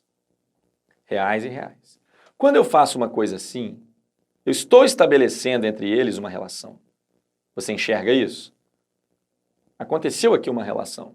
Só que essa relação não é função. Por quê? Esse elemento do domínio, aqui estão os elementos do domínio, x, e lá os elementos do contradomínio, y. Ele tem duas imagens. Saem duas setas daquele elemento ali. E de vários outros. Então isso aqui não é uma função. Tudo bem? Note. Dessa forma, para que um gráfico no plano cartesiano represente uma função, é preciso que ele passe pelo teste da reta vertical. Caso, em qualquer intervalo, uma reta vertical intercepte o gráfico, olha aqui que interessante, olha, esse S aqui, isso aqui será que é uma função? Eu faço uma reta vertical, interceptou mais de uma vez, então não é função. Tudo bem? Olha aqui, se eu fizer um gráfico desse jeito, eu faço infinitas retas verticais aqui imaginárias e nenhuma delas intercepta o gráfico mais de uma vez. Isso significa que essa reta é uma função. Esse gráfico aqui é o gráfico de uma função. Cada elemento do domínio só se relaciona uma vez. Tudo bem? É muito importante conhecer o teste da reta vertical para saber se um gráfico representa ou não uma função. E de todas as funções que existem, eu falei para vocês que existe o universo assim, dos números, o universo dos conjuntos, existe um outro universo, que é o universo das funções. De todas as funções que existem algumas funções que você pode descrevê-la através de um polinômio. Existe uma formulinha, um 3x mais 5, um 8x ao quadrado mais 7x menos 12. Existe alguém ali, tudo bem, que descreve o comportamento daquela função algebricamente considerada. Tudo bem? Então, essas funções polinomiais, a depender do tipo de polinômio, eu vou ter uma restrição ao domínio. Eu vou ter um valor de x que não pode fazer parte da função, senão ela não vai ser função. Por exemplo, a função f de x igual a 1 sobre 2x. O x pode ser zero? Ficando aí com 1 sobre 2 vezes 0, 1 sobre 0? Não. Ou seja, essa relação aqui, para que ela seja função, o domínio dela não pode ter o zero. Porque se tiver o zero, vai ficar um elemento do domínio sem correspondência. E isso é função? Não. Vai ficar um cara sozinho, sem ninguém. Então, o domínio dessa função é reais, exceto zero. Tranquilo? Beleza. Outra restrição interessante é da raiz, né? Que a gente, dentro dos números reais, a gente não conhece a raiz de menos 1, a raiz de menos 4. A raiz de menos 4 não é menos 2, raiz quadrada, né? Então, quando eu tenho uma função que está dentro de uma raiz, eu tenho que tomar mais cuidado, né? Olha aqui. F de x é igual a raiz quadrada de 3x menos 6. O 3x menos 6 aqui, ele tem que ser maior ou igual a zero. Se não, eu vou ter um valor negativo dentro da raiz. Então, resolvendo essa inequação do primeiro grau, lá do ensino fundamental, o x tem que ser maior do que 2. Esse é o domínio. Qualquer valor de x menor do que 2 faz com que isso aqui não seja uma função. Então, meu domínio, essa função só está definida para valores maiores ou iguais a 2. Tudo bem? A mesma coisa quando eu cumulo essas duas ideias e tenho um denominador que é raiz. Quando eu tenho denominador diferente de zero, quando eu tenho raiz maior ou igual a zero, quando eu tenho um denominador que nesse denominador tem uma raiz, eu tenho que falar maior do que zero. Então, quando eu tenho lá f de x igual a 1 sobre raiz quadrada de 2x menos 4, o 2x menos 4 tem que ser maior do que zero. Maior porque ele está dentro de uma raiz. E não pode ser igual a zero, não ficou maior ou igual a zero, porque ele está no denominador. O denominador não pode ser zero. Então o x tem que ser maior do que 2. Esse é o domínio dessa outra relação. Tudo bem? Continuando, vamos classificar algumas funções. Classificação de funções é muito importante para o seu PISM. Tudo bem? A ideia de função par e função ímpar. Função par é aquela função na qual eu enxergo uma simetria em relação ao eixo y. Olha que interessante. O f de 1 é igualzinho, ele chega aqui no y, é igualzinho ao f de menos 1, que chega no mesmo y. O f de 2 vai me dar um valor. O de menos 2 vai me dar o mesmo valor. Ou seja, toda vez que f de x for igual a f de menos x, eu estou diante de uma função par. A função ímpar, ela tem uma simetria também, mas é uma simetria em relação à origem. Assim. Então o f de x é o oposto do f de menos x. Enquanto um vai dar positivo, o outro vai dar negativo. Tudo bem? Essa é a definição de função ímpar. É quando o f de x é igual a menos o oposto de f de menos x. Tudo bem? Maravilha!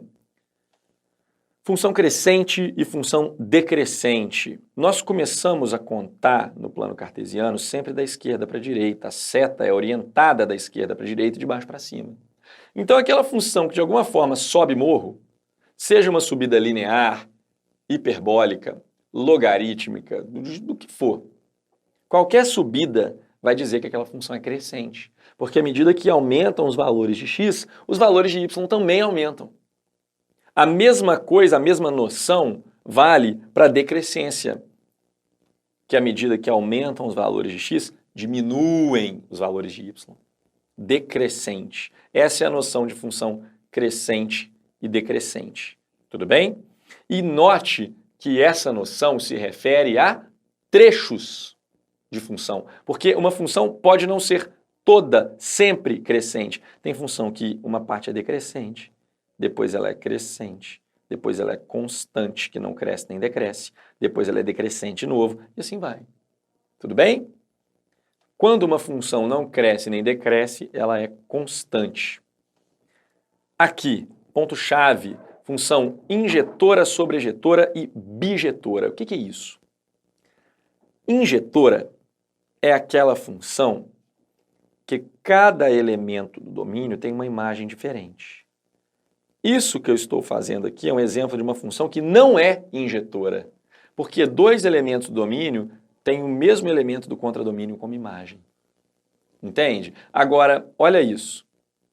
Essa função aqui, cada um com o seu, cada um no seu quadrado, isso é uma função injetora. Tudo bem? A função sobrejetora tem ainda uma definição mais fácil. A função sobrejetora é aquela função em que não sobram elementos no contradomínio. Porque no domínio é que não pode sobrar, senão nem função é. Agora, aquela função cujos elementos do contradomínio participam todos eles estão participando da função. Em outras palavras, contradomínio igual a imagem, eu tenho uma sobrejeção nesse caso. E a função bijetora é que acumula as qualidades de injetora e sobrejetora. É a famosa função certinha. Olha aqui, 3 elementos aqui, 3 elementos lá. Cada elemento se relaciona com um e não sobram. Ela é injetora e sobrejetora ao mesmo tempo. Maravilha. A função inversa é muito interessante. A primeira coisa que você precisa saber é que somente as funções injetoras e sobrejetoras são inversíveis. Se uma função for sobrejetora, mas não for injetora, não tem como inverter. E se ela for sobrejetora, mas não for injetora, também não tem como inverter. Eu preciso de uma função bijetora para que ela seja inversível. Tudo bem? Olha aqui. Aqui eu tenho uma função. A inversa dela é isso. O que era imagem vira domínio, o que era domínio vira imagem. As setas mudam sua orientação. Isso é uma inversa de funções, certo? E aí, como é que eu faço a inversa de funções? A regra normal, a regra geral é você inverter o x com o y. Olha aqui nesse exemplo. Eu vou inverter o x e colocar o y, ou f de x, aqui, ó. E agora eu isolo o f de x. X mais 2 igual a 3f de x, ou seja, x mais 2 sobre 3 é igual a f de x. Só que eu tenho um macete, tenho uma regra prática para você. Por exemplo, f de x igual a 2x mais 4. Sabe o que você vai fazer sempre? Você vai inverter o sinal do b e o a você vai passar dividindo todo mundo. Essa é a inversa da função. Você inverte o sinal de b e o a que estava multiplicando, ele passa dividindo. Não esqueça isso. Isso é um atalho, vai te poupar muito tempo na hora da prova. Vamos fazer um exercício de funções. Vamos fazer um exercício de funções da UF, PISM 2019. No plano cartesiano abaixo está representado o gráfico da função. Olha, o domínio vai de menos 3 até 8. A imagem vai de menos 2 até 7.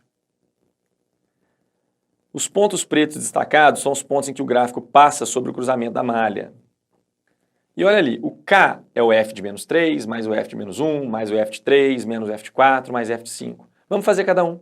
O f de menos 3, o menos 3 está ligado em quem? No menos 2. Então esse número aqui é menos 2.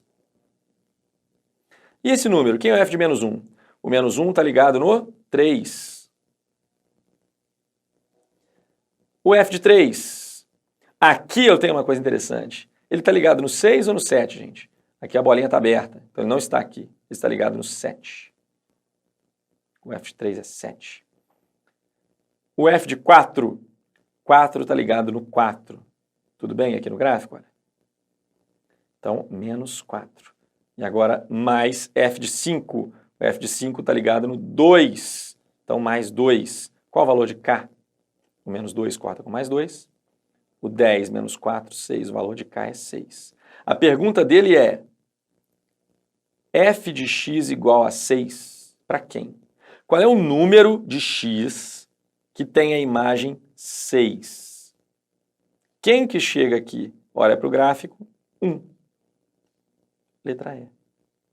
Uma questão de funções que é complexa, uma boa questão de funções, tudo bem? E que a gente resolve sabendo analisar gráficos. Vamos continuar meu Brasil inteiro. Função afim, a função polinomial do primeiro grau. Como é que eu faço? A função afim é aquela função do tipo ax mais b. O a é o coeficiente angular e o b é o coeficiente linear. O gráfico é sempre uma reta que é ascendente se o a for positivo e descendente se o a for negativo. O a vai me falar dessa inclinação.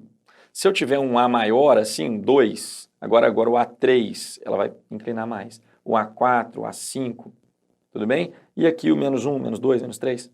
Perfeito? O b é tranquilo. O b é o ponto onde eu corto o eixo y, o coeficiente linear. Então, se eu tenho uma função e ela faz isso, aqui está o b. Aí muita gente fala, já que o b é o ponto onde eu corto o eixo y, o a é o ponto onde eu corto o eixo x. E está errado, não é isso. O ponto onde eu corto o eixo x se chama raiz da função. Tudo bem? É o valor que torna a função zero. Ok. Vamos fazer o estudo de sinais de uma função.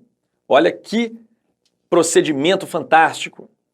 Vamos fazer a função f de x igual a 3x menos 6. Siga os passos comigo para você fazer o estudo de sinais. É imprescindível fazer estudo de sinais. Encontre a raiz. 3x menos 6 igual a 0. É só igualar a 0 e encontrar o valor de x. A raiz é 2. Agora vamos fazer o esboço do gráfico somente eixo x. Você não precisa esboçar o gráfico com o y junto. É menos uma preocupação para você. Você faz o eixo x e pensa, eu passo aqui no 2. O a é positivo, então ela é ascendente. Maravilha. E agora vamos fazer uma reflexão sobre o comportamento da função. Olha aqui. À direita, esse número aqui é a raiz, é o 2. À direita do 2, o gráfico está para cima ou está para baixo? Agora, olha que coisa interessante. À direita do 2, o gráfico está para cima ou está para baixo? Uma vez um aluno me perguntou assim, Milton, se eu fizer com a outra mão, se eu tampar com a outra mão também dá? Falei com ele, não sei, eu nunca tentei, eu sempre tampo com a mão esquerda. Se eu tampar com a direita, será que tampa igual? Então, para lá, o gráfico está para cima. Você consegue entender? Ele está acima do eixo x. Então, essa parte aqui é positiva. Se eu fizer isso aqui agora e olhar os números que estão à esquerda do 2, o 1, o 0, menos 1, eu vou notar que o gráfico está para baixo. Então, aqueles valores vão me dar resultados negativos para a função. Então, o estudo de sinais dessa função fica assim, ó. A função f de x é maior ou igual a 0 para x maior ou igual a 2, para valores maiores ou iguais a 2. E a função é menor ou igual a 0 para valores menores ou iguais a 2. Isso é o estudo de sinais. Essa é a noção que você tem que concluir ao final disso. Perfeito. Vamos fazer algumas inequações produto, equações e inequações quociente, para você entender como que o estudo de sinais nos ajuda. Olha um exemplo interessante aqui. 2x menos 1, que multiplica 3x menos 6 é maior que 0. Como é que eu faço isso? E se esse cara tivesse elevado à quinta potência e esse aqui tivesse elevado à sétima? Como é que eu faço? Quando o expoente for ímpar, você simplesmente ignora e faz como se não houvesse expoente. Agora, se o expoente for par, melhora tudo. Você pode ignorar, imagina que isso aqui está sobre x menos 4 elevado à oitava. Você pode ignorar esse cara, porque ele está elevado à oitava. Sempre que alguém está elevado ao expoente par, o resultado é positivo. E aí alguma coisa positiva, ela não tem o poder de alterar o sinal de mais ninguém. Tudo bem? Agora olha aqui o 2x menos 1. Vamos fazer o estudo de sinais a 2x menos 1. 2x menos 1 igual a 0, 2x igual a 1, x igual a meio. Então essa função, ela é assim, ó. Ela sobe porque o a é positivo, e essa raiz aqui é o meio. Então eu vou colocar ela aqui. Para cá é positivo, para cá é negativo, e aqui é o meio. Ok. Agora eu vou colocar 3x menos 6. Vou estudar os sinais delas também. X igual a 2, ela sobe também, mas esse cara aqui é o 2. E aqui positivo, aqui negativo. Então eu vou tomar o cuidado de posicioná-la à direita, porque o meio é menor do que o 2. Eu coloco o 2 aqui, faço o esboço do gráfico e olha, para cá ele é positivo, para cá ele é negativo. Olha que interessante, eu só tenho que tomar cuidado com esse x menos 4, que como ele estava no denominador, o denominador não pode ser 0, né? Então lá na frente, lá no 4, eu vou ter uma restrição. O 4 vai ser bolinha aberta. Tá bom? Agora olha que maneiro. Para eu responder essa questão, eu vou jogar o meio aqui para baixo com uma reta vertical. Bolinha aberta porque ele quer maior. Se fosse maior ou igual, eu fazia a bolinha fechada. Tudo bem? O 2 eu jogo ele aqui para cá também. Então aqui é o 2, aqui é o meio. E lá no 4 também, eu vou ter uma bolinha aberta. Olha que interessante. Vou fazer um jogo de sinais, cara. Mais com menos, menos, com menos, mais. Mais com mais com menos, menos. Mais com mais com mais. E depois fica mais também. E olha que interessante. Quando é que essa função malucona é positiva, é maior do que 0? Para valores menores do que meio e para valores maiores do que 2, exceto 4. Então, como é que eu respondo a solução dessa questão? X pertence aos reais, tal que o x é menor do que meio, ou o x é maior do que 2 e x diferente de 4. Olha que interessante. É assim que você resolve inequações produtos e inequações quocientes, através do estudo de sinais da função. Tudo bem? A gente vai seguir ainda para mais um bloco com as funções quadráticas, exponenciais e logarítmicas. Fica aí. Um grande abraço. Vem comigo para mais um exercício do PISME, pessoal. Olha aqui, ele me deu algumas desigualdades. Isso aqui pode te assustar, tá bom? Já ouvi relatos de alunos que acordaram assustados com isso aqui, ficaram em posição fetal por semanas olhando para inequações como essa. Mas fique tranquilo, isso não vai acontecer com você depois da aula de hoje. O menor intervalo que contém todos os valores de x que satisfazem simultaneamente as desigualdades 1 e 2. Essa desigualdade, basta você desmembrá-la, resolver as duas, tudo bem? E chegar na interseção, naquilo que atende ao mesmo tempo, ambas. Olha aqui, 3x mais 1 menor do que menos x mais 3. Olha que lindo. 4x menor do que 2, x menor do que meio.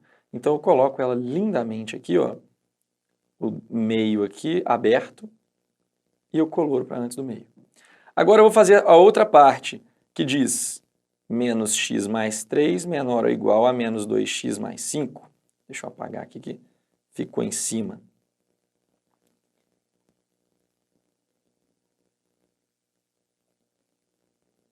Beleza. Vamos para a dona Tinta. E alô, Tinta, você vai me atender de primeira hoje? Vai! Ela me atendeu de primeira hoje. Então ficou menos x mais 3 menor ou igual a menos 2x mais 5. Vamos resolver? X menor ou igual a 2, ok? Então eu venho aqui, coloco 2 com cuidado da direita, bolinha fechada, porque é menor ou igual, e qual é a interseção de ambos? É isso aqui, o x menor do que meio, ok? Então a solução da primeira é x menor do que meio, é isso que eu quero. Agora eu vou fazer a solução da segunda. A solução da segunda tem uma pegadinha famosa. Normalmente o aluno acha que ele pode passar o x menos 2 multiplicando para o lado de lá. Nem existe isso em matemática. Não é passar multiplicando, é multiplicar os dois lados por. Como eu tenho um x, eu não sei se isso é positivo ou negativo.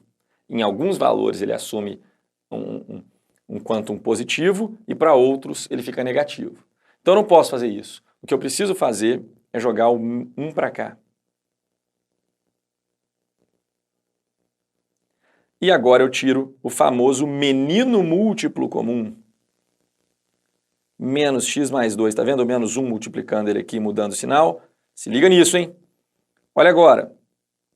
Fiquei com 3x mais 1 sobre x menos 2 menor ou igual a zero. O que eu vou fazer? Estudo de sinais e todo aquele joguinho que você já viu. A primeira, a raiz é menos 1/3, ela fica assim. Mais e menos. A segunda, a raiz é 2 mais e menos. E a resposta dessa fica o que então? Fica menos 1/3, 2, aqui 0 aqui também, aqui aberto aqui também, menos com menos mais com menos menos, e mais com mais é mais. Eu quero o negativo. Tudo bem? A parte que está no denominador tem que estar com a bolinha aberta. A parte que está no numerador pode ficar com a bolinha fechada, porque o que eu quero aqui é o menor ou igual. Tudo bem? Então, note, como eu quero a parte negativa, a minha solução está aqui, entre menos 1/3 e 2. Menos 1/3. O menos 1/3 está aqui, o 2 está de lá. E olha a interseção. Olha o que atende simultaneamente as duas. Do menos 1/3 até o meio aberto. Do menos 1/3 até o meio, aberto no meio e fechado no menos 1/3. Olha você respondendo letra D e sendo aprovado aqui. Um fortíssimo abraço. Uma questão boa, uma questão ótima. Certo? Venham comigo. Vamos falar um pouco agora da função quadrática, a função polinomial do segundo grau, uma função também muito importante, cai muito no PISME. Ela tem esse polinômio aqui como cara, ax² mais bx mais c.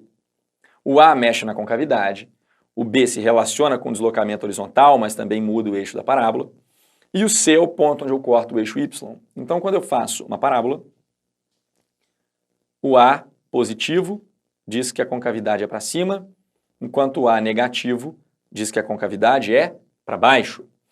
Esse pontinho aqui, onde eu encosto no eixo y, esse ponto é o c. Tudo bem?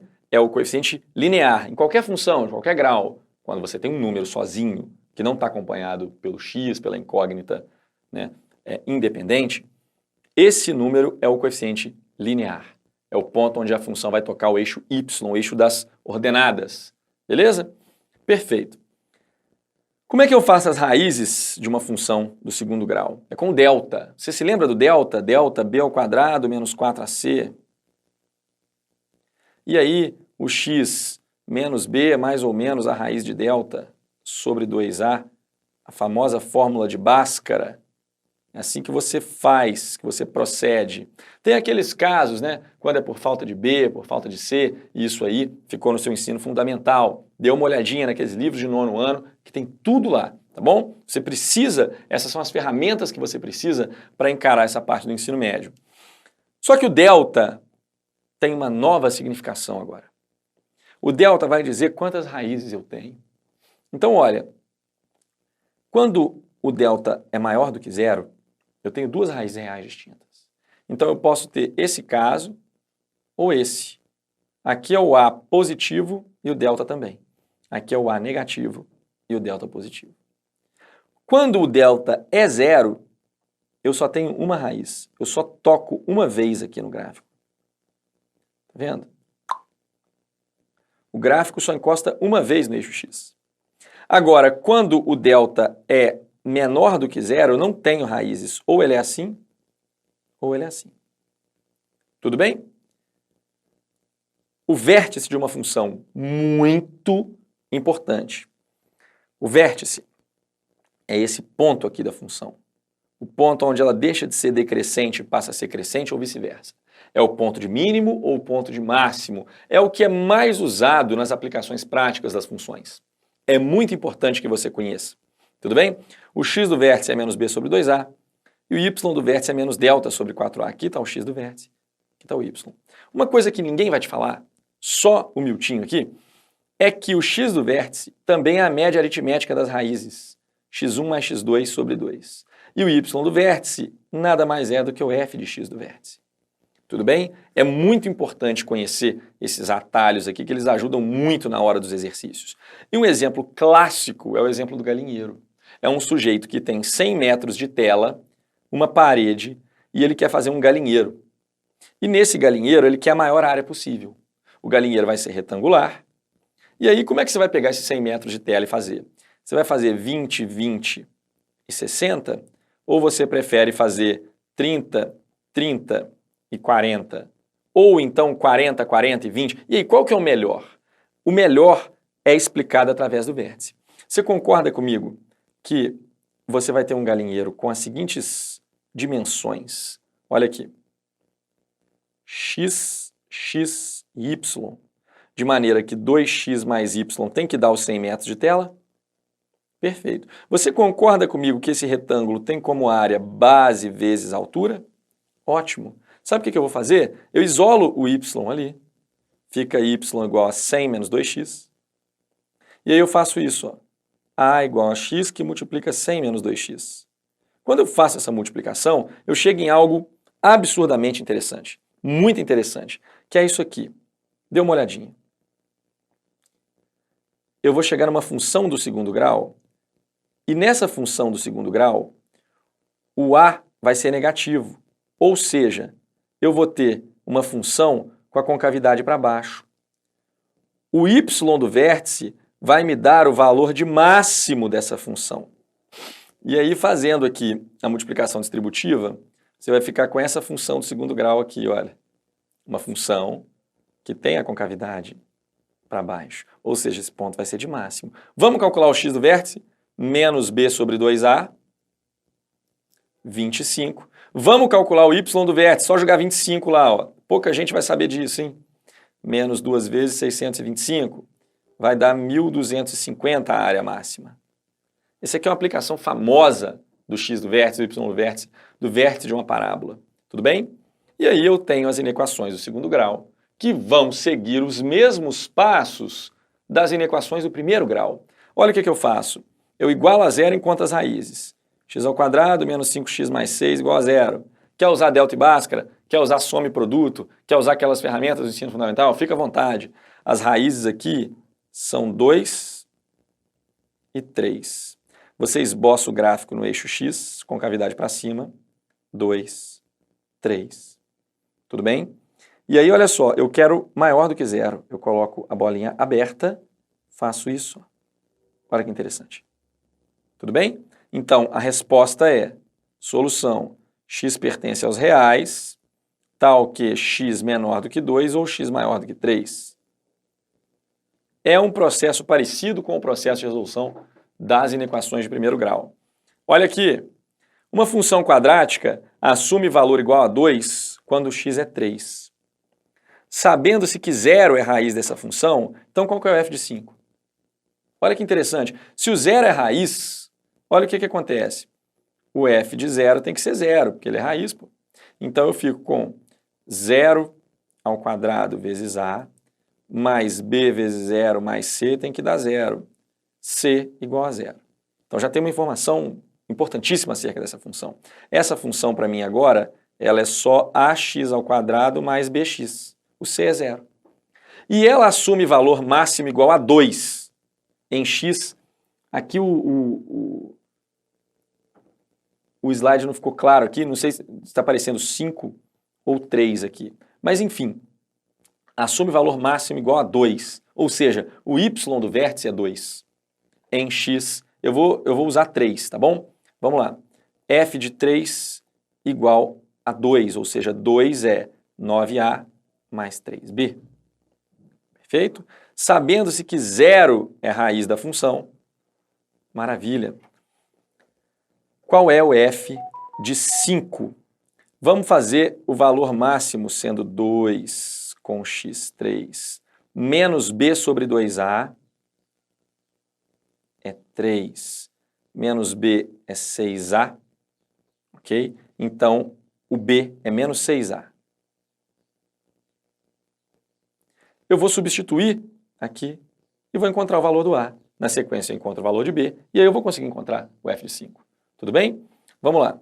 2 é igual a 9a menos 3 vezes mais 3 vezes menos 6a.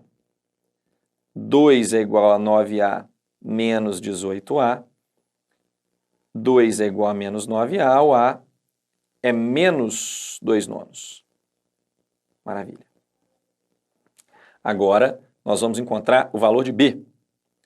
O b é menos 6, que multiplica menos 2 nonos. O b vai ser positivo. O b vai ser, cortando aqui por 3, ó, 3 e aqui 2, menos com menos mais, 4 terços. Encontrei o a e o b. Então, no final das contas, meus queridos, eu encontrei a função. Encontrei a função, então, olha o que eu vou fazer.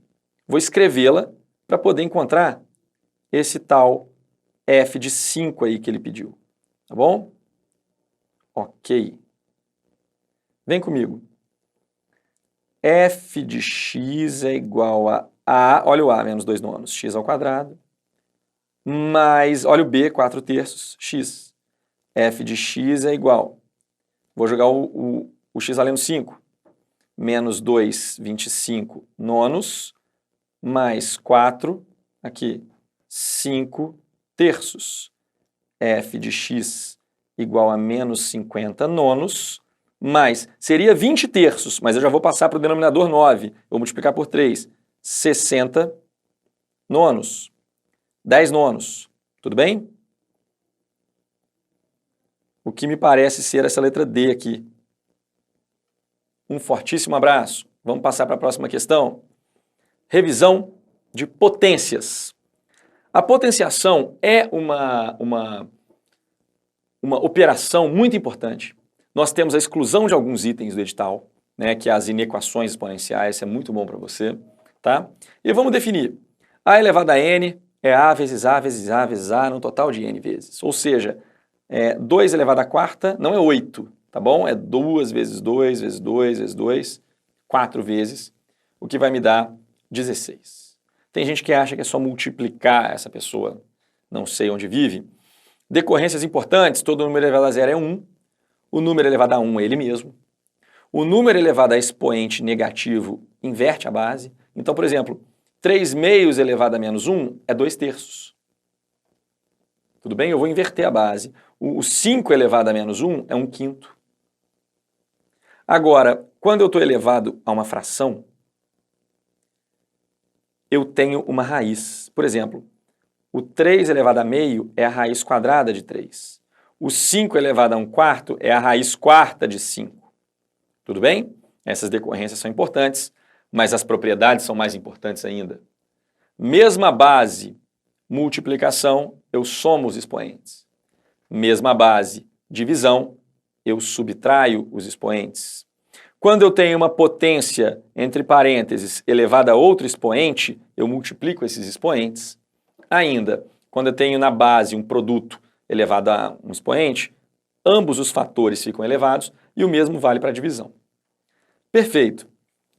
A função exponencial, ela tem como gráfico uma hipérbole, um crescimento absurdíssimo, tá bom? O conjunto imagem dela são só os positivos, a menos que haja um deslocamento, tudo bem? Mas em tese são somente os positivos, tá bom? Ok. O A vai influenciar na inclinação. Quanto maior o A, mais brusca, mais íngreme a inclinação. O B diz respeito à crescência ou decrescência. Se o B tiver entre 0 e 1, eu tenho uma função assim, ó, decrescente. Agora, se o B for maior do que 1, a função é crescente. O que não pode é o B ser negativo. Não existe função em que esse elemento aqui é negativo, não é função exponencial, tá bom? E o C me dá o deslocamento vertical, casas que eu ando para cima ou para baixo. Maravilha! Ainda temos uma função aqui, não, isso é quadrática. Temos agora aqui a definição de logaritmo. Daqui a pouco vem um exercício bacana para a gente. O logaritmo é muito importante que você entenda que o logaritmo é a procura de um expoente. Qual é o log de 8 na base 2? O logaritmando é 8 e a base é 2. Qual é o expoente que faz o 2 virar 8? 2 elevado a quem que dá 8? 3. Então o log de 8 na base 2 é 3. O log, por mais que você acredite que não, ele foi desenvolvido para facilitar a forma como você encontra os expoentes numa função exponencial. Tudo bem? Então, o log de 81 na base 3, note, log de 81 na base 3. O 3 elevado a quem que dá 81? Eu vou chamar de x, hein? 3 elevado a x é 81. Isso aqui vira uma equação exponencial. O 81 para os íntimos é o 3 elevado a quarta, então o x só pode ser 4. Tudo bem? Perfeito. Quando a base não está explícita, quando eu falo assim, qual é o log de 1000? Aí você fala, qual base? Quando não tem base, a base é 10.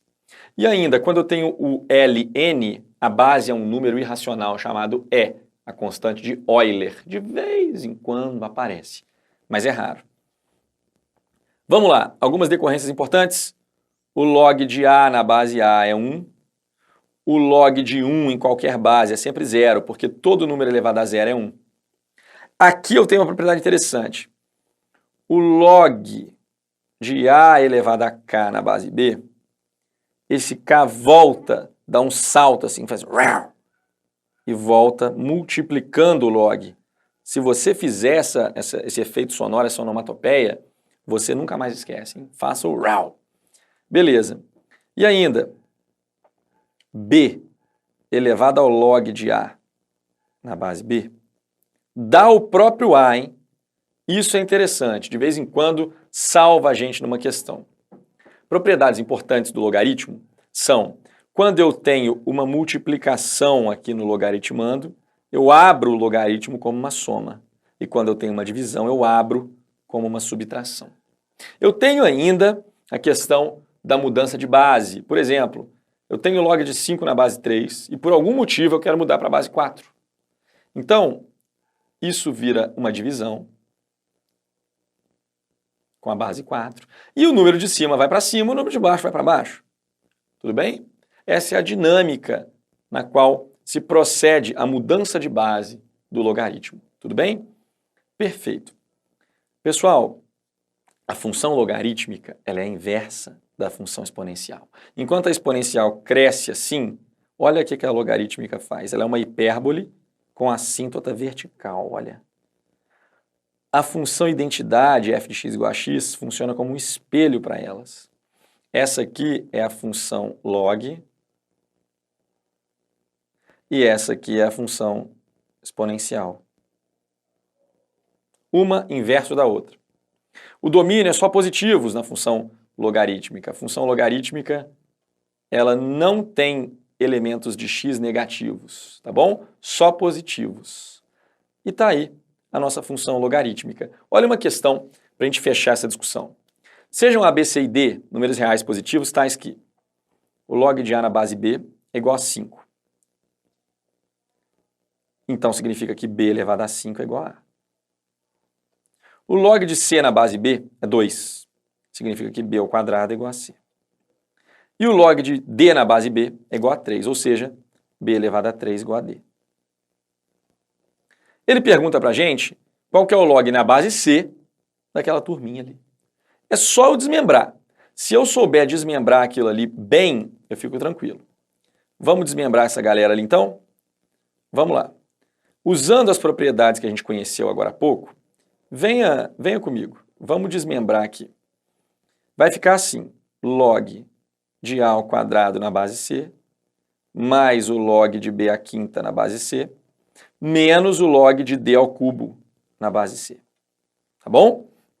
Agora, o 2 volta multiplicando, fica 2 vezes o log de A na base C. E eu já vou mudar de base, hein?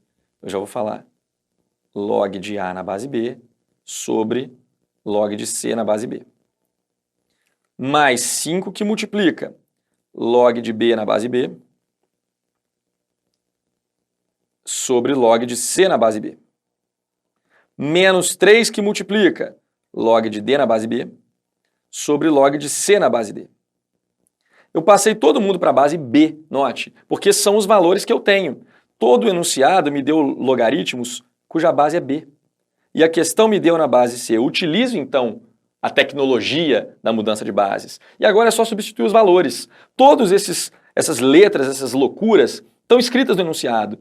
Por exemplo, log de A na base B é 5. Então aqui eu tenho 2 vezes 5 sobre... Olha aqui o log de C na base B. É muita letra, mas está escrita 2. Mais 5 que multiplica. Log de B na base B é 1, hein? C na base B, 2. Menos 3 que multiplica. Log de D na base B, 3. Log de C na base B, 2. Olha que lindo, gente. Ficou 5 mais 5 meios menos 9 meios. Ou seja, 15 meios menos 9 meios. 6 meios, que é a mesma coisa que 3, você marca C e vive feliz para sempre. Meu amado, minha amada, meu querido, minha querida, nós fizemos aqui, em alguns instantes, uma revisão que vai desde conjuntos até logaritmos. É mais ou menos 1 ano de aula. Eu espero que eu possa ter ajudado você. Me procure nas redes sociais, é o professor Milton Júnior, certo? Tem lá no Instagram. Siga o curso Lívia Kingman. Um fortíssimo abraço, bons estudos. Valeu, galera!